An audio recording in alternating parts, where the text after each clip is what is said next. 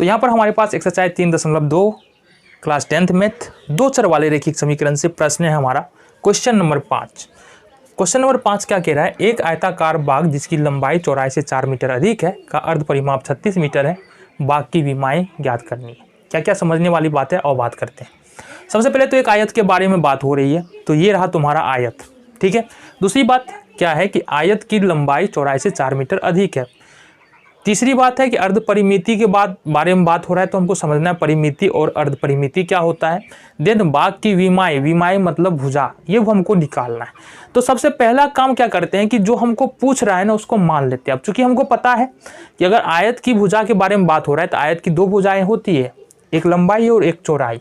अपन क्या करते हैं, आयत की लंबाई मान लेते हैं यहाँ से x तथा चौड़ाई मान लेते हैं y। क्या मान लेंगे, चौड़ाई मान लेंगे y। ये इतनी बातें समझ में है। कुछ नहीं किया हमने, सिर्फ बाग की विमाएँ पूछ रहा था, तो बाग आयताकार है, आयताकार बाग है, इसकी विमाएँ यानी भुजा होगा लंबाई और चौड़ाई, तो लंबाई को x माना, चौड़ाई को y माना। ये बातें हो गई क्लियर। क्या कह रहा है, जिसकी लंबाई चौड़ाई से 4 मीटर अधिक है, इसका मतलब क्या है कि लंबाई हमने x माना है प्रश्नानुसार। देखो लंबाई x माना है और चौड़ाई जो है वो कितना है, क्या है, जिसकी लंबाई चौड़ाई से 4 मीटर अधिक है। अब ये x जो है ना y से 4 मीटर अधिक है, y से 4 मीटर अधिक है। इसका मतलब अगर दोनों को इक्वल करना है तो यहाँ पर क्या लगाना पड़ेगा, 4। क्यों, क्योंकि x जो है वो y से 4 मीटर अधिक है। अब इसको अगर हम समीकरण में कन्वर्ट करें x - y बराबर 4, ये बन गया हमारा 2 चर वाले रैखिक समीकरण। ये बना हमारा इक्वेशन फर्स्ट, पहला समीकरण आ गया। चलो जी दूसरा समीकरण देखते हैं। का अर्ध परिमाप 36 मीटर है। परिमाप का मतलब क्या होता है, परिमाप का मतलब होता है इसका इसका इसका इसका योग, यानी कि किसी भी फील्ड का, किसी भी आकृति का परिमाप निकालते हैं तो उनकी भुजाओं का योग ही परिमाप कहलाता है। सिंपल उदाहरण समझो, अगर इस व्हाइट बोर्ड की परिमाप निकाले तो इस भुजा को, इस भुजा को, इस भुजा को, इस भुजा को जोड़ देंगे तो व्हाइट बोर्ड का परिमाप निकल जाएगा। तो आयत का परिमाप क्या होता है, 2 × L + B, यानी 2 × लंबाई प्लस चौड़ाई। अर्ध परिमाप का मतलब है इसको भाग दे दो 2 से। परिमाप है तो परिमाप को अर्ध परिमाप में बदलना है तो भाग दे दो 2 से, तो ये हो गया हमारा L + B, यानी लंबाई प्लस चौड़ाई अगर कर देते हैं तो ये अर्ध परिमाप है। तो अर्ध परिमाप यहाँ पर कितना है, 36 है, तथा अर्ध परिमाप 36 का मतलब ये x + y बराबर जो है ये कितना होगा, 36 होगा। ठीक है, ये x + y कितना हो गया, 36 हो गया।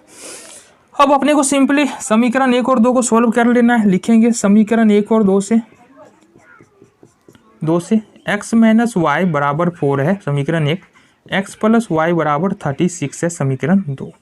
अब देखो यहाँ पर क्या है, y यहाँ पर क्या है, बराबर है, y का गुणांक बराबर है, x का गुणांक बराबर है, लेकिन y ऊपर माइनस में है, नीचे में प्लस में। जब किसी एक 2 चर वाले 2 रैखिक समीकरण दिया है उसको सोल्व करना है, चर बराबर, उस ध्यान से सुनना, चर बराबर है, उसके गुणांक बराबर है और चिन्ह भी बराबर है, तो इस स्थिति में हमको घटाना पड़ता है, और घटाने के लिए ये नीचे वाला जो चिन्ह होता है वो बदल जाता है, ये x प्लस में तो माइनस होगा।